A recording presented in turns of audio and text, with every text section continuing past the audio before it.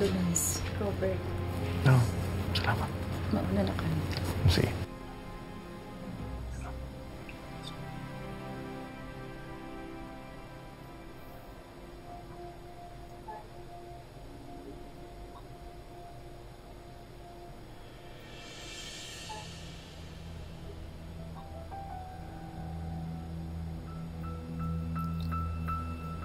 Ma'am Connie, nakikiramay po ako. Maraming salamat, Bidoy. Asan ba si Robert? Ando po sa loob kasama si Ma'am Lisa. Sinong Lisa? Yung dati pong caregiver ni Ma'am Linda. Mare, Mami, nakikiramay sa'yo. Hindi ko ma-imagine yung lungkot na nararamdaman niya ngayon.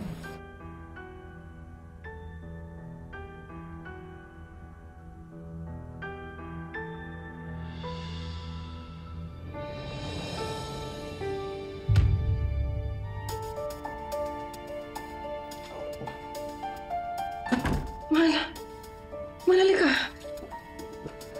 Tignan mo. Parang nakita ko si Betsy kanina. Ano?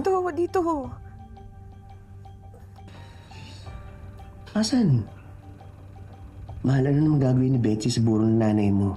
Sigurado ba si Betsy nakita mo?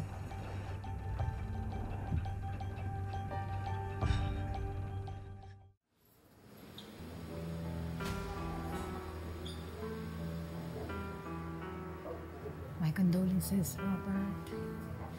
Salamat, Ate.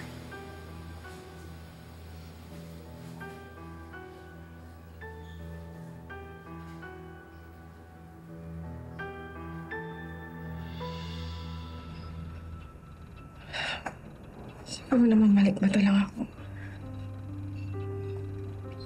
Maybe I'm just seeing things.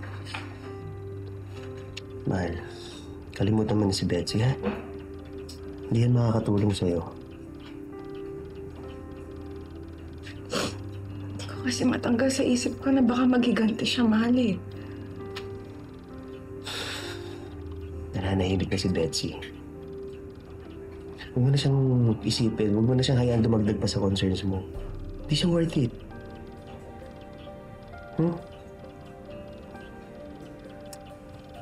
Ay, nako. Hindi ko talaga mahal ko.